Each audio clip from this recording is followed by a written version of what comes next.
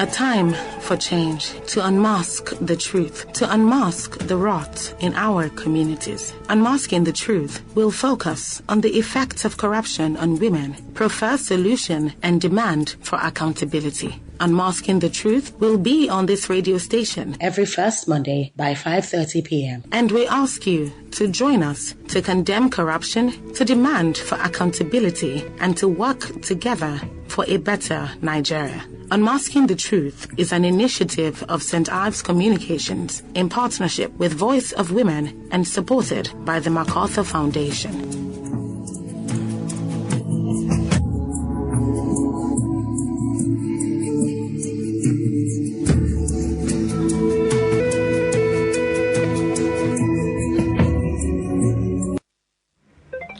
On 26 October 2022, the Central Bank of Nigeria announced the introduction of the redesigned 200 Naira, 500 Naira, 1,000 Naira note into the financial system. However, since this new note were revealed, Nigerian women have had a hard time getting cash due to confusion caused by the scarcity of the new note. The scarcity of the Naira has more devastating effect on women in rural and non-banking communities. In states like Borno, Kano, Adamawa, Jos, Kwara, there is a drastic drop in the prices of perishable goods as well as business activities in the market. Market women have now been forced to either close their shops or sell on debt as online banking is nearly impossible for them. Some now do trade by barter. You can imagine how difficult this situation is. This hardship is too much. Unmasking the Truth today on your radio station will focus on the Naira redesign, lack of Naira, and how it affects rural women. My name is Esther Alaribi. Unmasking the Truth is an initiative of St. Ives Communications in partnership with Voice of Women and supported by the MacArthur Foundation. We spoke to women who told us about the lack of the Naira note and how it is affecting them and their businesses. This is what they have to say. Scarcity of cash at hand is really affecting women a lot in the community. Being that when our children want to be going to school in the morning, at least they want to buy biscuits, and for us to have a cash to buy these things, petty things in our community, we find it difficult because people that are selling these petty things, they don't have access to POS to be doing their businesses. So we are praying to government to get new Naira note now. Na hot cake, easy. When I did night shift, one work na wahala. Na only old Naira notes where I get. In fact, the drivers giving tell you say if you don't get new Naira to make a conduct. The government try. He then try for us to put a powder me pata. Kenya wa kó dúró látàárọ̀ torí pé a lè gba old note. Kenya má pa 500 Naira. Ẹni tó ti ń pa 25,000 tẹ́lẹ̀. Bó la ṣe ṣe irú eléyìí sí? Ẹ lọ sọ́jà ẹ fẹ́ rajà. Kò sówó téèyàn fẹ́ mú lọ. Èèyàn lè jẹun téèyàn fẹ́ torí kò sówó téèyàn fẹ́ ná lọ́wọ́ èèyàn. Ó dàbí nǹkan o. As you have heard, women in the rural area are really suffering from this Naira scarcity, and almost all businesses have been affected by the cash scarcity. My guest today is Professor Joy Ezilo, founder of Women Aid Collective, and she's going to be shedding light on how to address this issue. How are you doing today, Professor Ezilo? Yeah, I'm okay. Yeah, thank you. All right, thank you for joining us today. I just want to say, unfortunately, I didn't hear the reaction of the women, and it might be difficult to comment on what they have said because okay. When that was turned on, I had nothing, from my end. Oh, okay, so I'll just do a brief recap. So these women are having to complain about how it is difficult for them to give cash to their children. A particular woman complained about how she would go to her place of business and all through the day she would not be able to make up to 500 Naira because people don't have cash to patronize her. And this was not what her business used to be like before. And some other woman also complained about having to use commercial vehicles and she doesn't have cash to pay. And this has been causing a lot of troubles, especially for business women who rely on cash transactions to run their businesses. Some of them don't have bank accounts. Some of them don't have the platform for online banking. So what this means is when you go to them and you don't have cash, they cannot sell to you. So they are also losing on this side. So, Professor Ezilo, in your opinion, is the new Naira, this Naira redesign, is it working?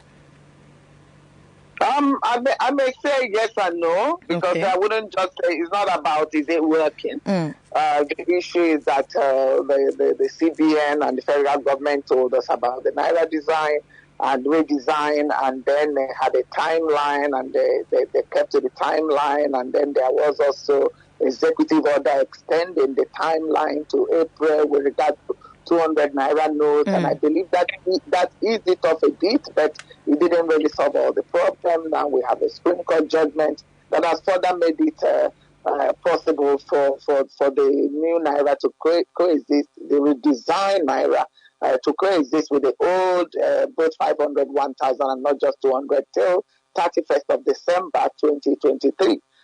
So I believe in a few days' time that will be rolled out, and then again it will help in mitigating the current hardship. Undoubtedly, there has been a lot of hardship on everybody, not just the market women, but you can imagine for the informal economy and where you have women predominantly trading in rural areas who never had a bank account, majority of them don't have bank accounts, they don't have the phone and the apps, and how to use, and then also to receive money through other means, So it is difficult when you move beyond the city to get to rural areas to really find, people doing businesses. So yes, there have been a lot of loss. You can imagine if a woman is selling vegetable that she has farmed or is into food, subsistency, providing food for the family, it will be difficult if they don't have the cash for them to do business. And then because they don't have bank accounts, some of them can't also just say they are going to the bank to queue for the money. But for those who have bank accounts, it is easier, even though they have to go through a lot in order to get some money. So we can see, even me, we all go to market, and I know that even people previously, you can buy things and pay and start paying by transfers or POS. That's what we do. That's what we do these days. And then some you will find where women are together. It's almost like a cooperative, and one woman is collecting money for all. So, and I was just wondering what a nightmare for them to recalculate and make sure everybody gets their money. But some are just finding unique ways of dealing with it. But it's not everywhere, because in some places it might just be almost intractable to deal with. But I'm really looking forward that things might ease up a bit, and because everything was just made hard, even for those who are buying fuel. But for some people, already they were cashless, so to speak, before this time. But that's for highly educated people live in the city. But for the people in rural area, they never got to that stage, and it could have taken a while for them to, because rural banking, you will notice that because of also online banking, even banks are closing their branches in rural areas that will have served these people, that will have helped. So not only and I think, even going forward, there should be a social responsibility on banks. I'm not talking of CBN now, but even ordinary banks, that they must be also sited in rural areas. They must be able to, to serve the people. And then also, because they are not serving the people, and then also thinking of the digital divide between rural and urban area, and in terms of infrastructure, and it's a double digit. But if they are located there through satellite, they can do some of these things, and they could be the one using this POS and helping people. I know, yes, the problems are even on the part of banks. Some of them will say, "Oh, we are not charities. We are just existing to do profit, to make profit." And if a branch is not profitable, they think of how they can close it. But I think we have to look beyond those, because that's why it should be a corporate social responsibility. And even if in terms of tax deductions for those kind of banks that set up this rural banking, they should really enjoy tax deduction in respect of that for everyone that they set up. I think this will really help.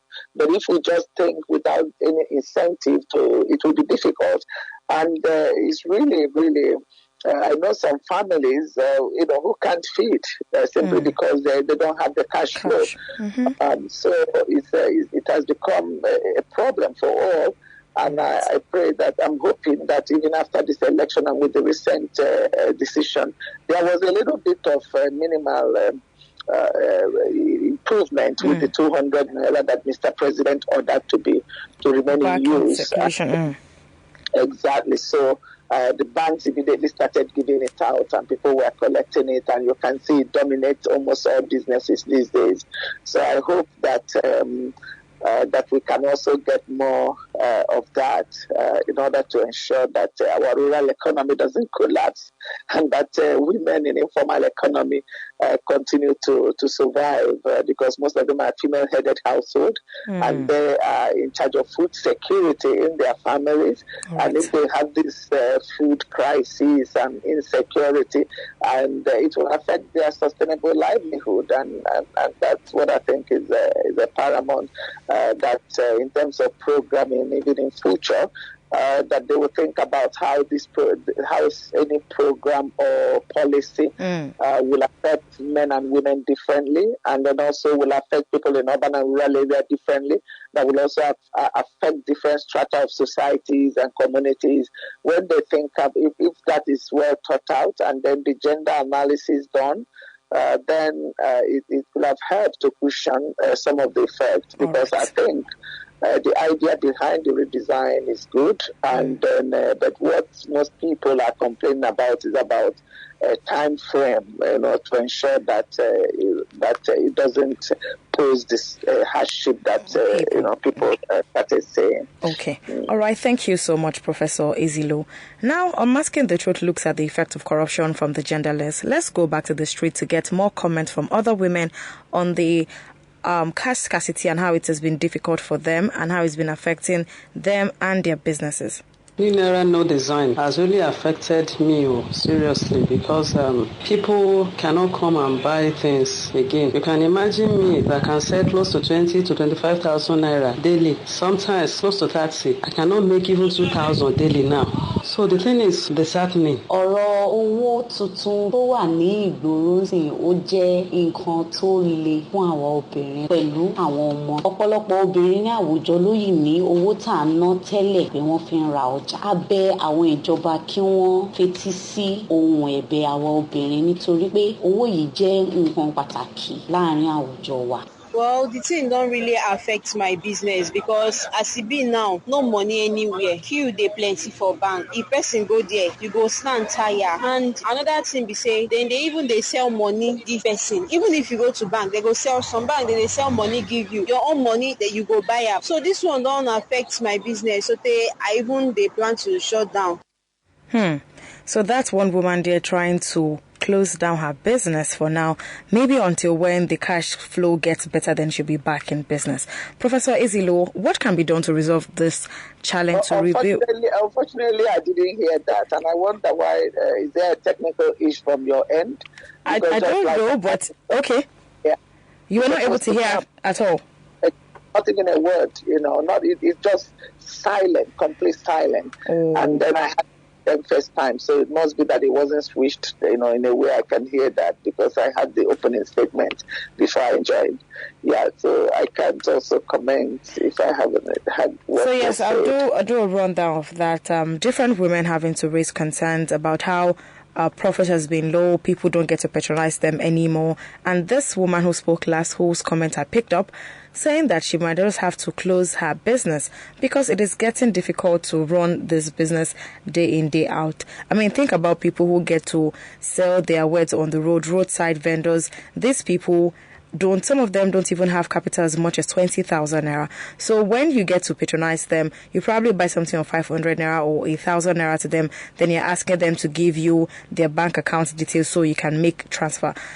All of these things put together, it makes life difficult for them. And this woman who's already thinking about closing her business, think about the kind of hardship it's going to further put her family in. So how do we resolve this challenge to ensure that these women still have access and taking a clue from what you've said on the judgment from the Supreme Court, and that we're hoping that the CBN follows suit or the federal government also gives a word on this one to make life better for women and Nigerians at large? I think anyway, we wouldn't advise closing business, but unless it becomes too impracticable. The issue is that just to express our frustration But people, like I said, some people are just spending carefully with little cash they have. And then if there are people then they can still get on credit and their names are written and they're hoping they will be able to pay. Or she find people with POS where she can begin to receive the money. But of course, people are also complaining about the charges of some of these. They are just marking up and prices for people, now making it even also difficult to people. If you buy something 1,000, if somebody takes 200 on top of it and make it 1,200, I mean, it's not also desirable. But then you will also see certain instances where if you have cash, then you pay less. So people are just really worried that But I think that's the reality. That's the reality of what is happening across all parts of Nigeria, and it could be worse in rural areas. But I hope that people, again, is also for not just women's group, but government, federal ministries of women affairs, state ministries of women affairs, all the other that are concerned, to start also encouraging women to open accounts. I mean, I have had to personally talk to, there was someone I usually buy, if you're from this part of the world, or buy, it's very a delicacy, and we normally buy something you pay for 200 naira for one wrap and 100, and then you buy higher, maybe 5, you don't even get unless the whole family is eating, and then you don't have cash to get it. And we were trying to transfer to one of the retailers, and they say, "Oh no, I don't have a bank account." And then I said, "No, what do you need? We have to help you. This is this. Do you have this? Go to this thing. Have your national ID, NIN. You do have your voter's card." He said, "Yes." I said, "With this voter's card, you can open an account." And I helped. In doing that, I had also some of the people that work for me, and then people are just encouraging them to open an account. So with that, when you open an account, it also kind of makes it a little bit easier to transact business and to receive also transfer. So we need to continue to sensitize our rural community and women in particular here. Because it also makes sense. I was really surprised, given also the volume of sale. I know this particular vendor, what she makes on that doesn't even have an account, and she's not even an older woman. And I was surprised that she doesn't. I said, "So for these years I've known you don't have a bank account." So I was worried about how she was growing her business. So it then means that all she's been selling, she may be selling at a loss. I was just really, to tell you, I was completely familiar. I said, you at this level, and sometimes people, you carry goods worth of 50,000 naira, 40, 50, 30, and then so every day you never had account all these years. So it is something really, very serious. And this person is actually living in a city, like Enugu City. So it's not even a rural area. So that will tell you that there are people completely outside a formal economy. And some of these, this also is also why maybe gender doesn't count, or when we're talking of women in development and what finally will come into calculation of gross domestic product and things like that, and women's work, they hardly count because they are not actually channeled into formal economy. Yes, so understood that they are looking for big monies and looking for big businesses that people can come and deposit. They should also look at some of these retailers, some of these artisans, and then help a lot of them to open bank accounts and have also ATM card, and then have also possibility and even be giving out POS. Like this person, they're selling every day. She'll be able to have POS, where she can, transact her business, on her own. So it's just education around that. They need a lot of financial education, and I believe this is part of financial inclusion. They need also education on economy and feminist economy, and that is very important. And we're not even getting there. And it is work of civil society organization. Is also part of what I expect the private sector to champion, and then also women's group. All right. Thank you so much, Professor Izilu. Unmasking the Truth on your radio station is an initiative of St. Ives Communication in partnership with Voice of Women and supported by the MacArthur Foundation. It is important that we hear more voices. Let's hear from the women what they have to say. The transfer is not going. Some of the banks' apps are not working. We have a loads of money hanging out there now that people who claim that they've done transfer. Actually, they may have debited them, showing it to us, but the money did not come into our account. It has slowed all our activities. So my own advice is that whoever that offended them or they want to use this policy to punish, at least they should consider with the masses. ọ̀rọ̀ owó náírà tó ṣẹlẹ̀ báyìí tí a rí owó ná àárọ̀jà lọ gbà tí a bá ń gbẹ́jà sórí gbá táàrẹ ni wàá rà tọ́wọ́ lọ fẹ́ ṣe transfer tí transfer ò ní wọlé gbogbo ẹ̀ kàn tí gbogbo ẹ̀ ti sú wa àwọn méjì wọn lọ skul owó tó fẹ́ fi wọ mọ́tò dà ìjọba ẹ ṣàánú ẹ ràn wá lọ́wọ́ o ẹ jọ̀ọ́ o ìyà yìí pọ̀ jù ẹ ṣàánú wa o. Well, the thing wey I wan make government do be say if e go dey possible make dem allow this new naira note make e circulate, but as dem dey allow am make e circulate, make dem still give us more time make we dey use the old naira note and the new one.